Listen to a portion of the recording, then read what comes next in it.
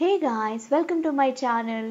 దేవర సినిమాకు సంబంధించి TDP handles అన్నీ కూడా నెగిటివ్గా ఉంటాయి, నెగిటివ్గా ప్రచారం చేస్తాయి అని మెగా ఫ్యాన్స్ అనుకున్నారు. కానీ టీడీపీ హ్యాండిల్స్ అన్నీ కూడా దేవరకి సంబంధించి న్యూట్రల్గా ఉండడంతో ఆర్సీ ఫ్యాన్స్ అంతా సోషల్ మీడియాలో గోలగోల చేసేస్తున్నారు.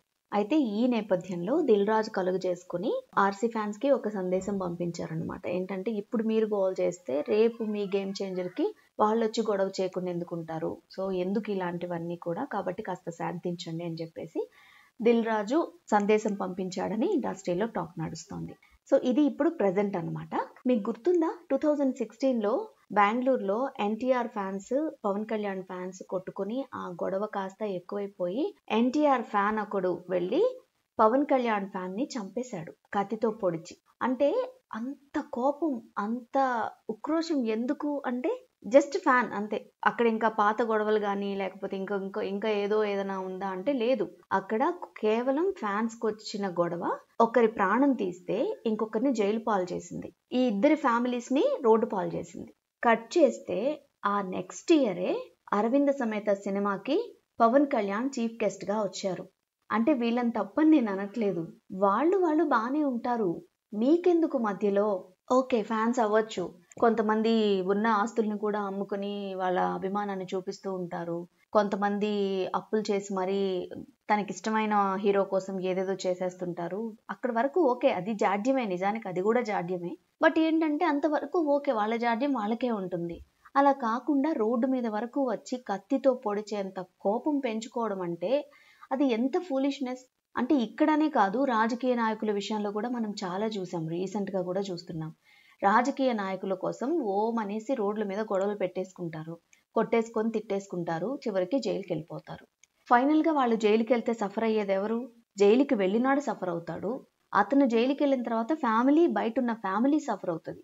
ఆ తర్వాత వీళ్ళిద్దరూ, ఈ రాజకీయ నాయకులు అయితేనేమి ఈ హీరోలు అయితేనేమి, తర్వాత హ్యాపీగా బాగానే కలిసి ఉంటారు. రాజకీయ నాయకులు అయితే ఏకంగా వాళ్ళు జైలు నుంచి వచ్చేసరికి ఇంకో పార్టీలోకి జంప్ కూడా అవుతారు. సో ఈ ఫూలిష్ థింగ్స్ అన్నీ కూడా నిజంగా ఆలోచించాలి, ఫ్యాన్స్ ఆలోచించాలి.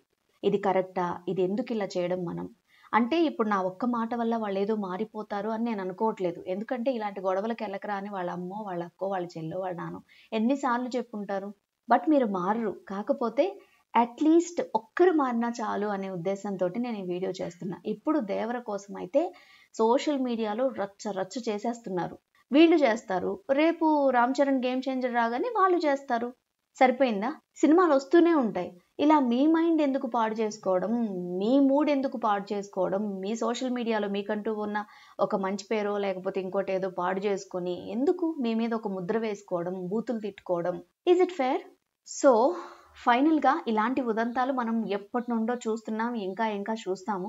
కాకపోతే కొంతమంది అయినా ఆలోచించండి. చదువుకు ఎస్పెషల్లీ ఇక్కడ బాధాకరమైన విషయం ఏంటంటే, బాగా చదువుకున్న వాళ్ళు కూడా ఈ రచ్చలో ఉండడం. ఇంత చదువుకున్నప్పుడు మీకు ఆ మాత్రం కూడా తెలీదా?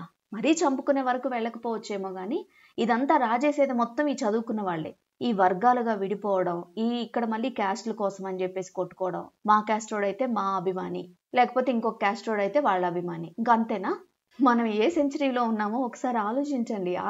అంటే అప్పటికేదో నేనేదో ఎన్టీఆర్ ఫ్యాన్ని అని చెప్పేసి ఓ కామెంట్స్ పెట్టేయకండి.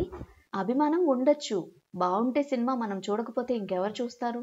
తెలుగు అభిమానుల్ని అందరూ పొగుడుతారు, ఎందుకంటే వీళ్ళ అభిమానం ఒక లెవెల్లో ఉంటుంది అంటారు. వెల్, అభిమానిద్దాం, కావాలంటే అభిమానించండి, మీ ప్రేమ ఎంత కావాలంటే అంత పంచండి. హీరోల బర్త్డేస్ చేయండి, హీరోస్కి ఫ్లెక్సీస్ కట్టండి, వాళ్ళకి అండగా నిలబడండి. అంతేగాని ఇంకొక హీరోని తక్కువ చేద్దాం, లేకపోతే ఇంకొక రాజకీయ నాయకుడిని తక్కువ చేసేద్దాం, ఇంకా పరిస్థితులు ముందుకు వస్తే జైలుకి వెళ్ళిపోదాం, ఇంత అభిమానం, ఇంత పిచ్చి అనేది కరెక్ట్ కాదు అని చెప్పేదే నా ఉద్దేశం. సో హెల్దీ అట్మాస్ఫియర్, హ్యాపీ అట్మాస్ఫియర్లో ఉండడానికి ట్రై చేయండి. Thank you.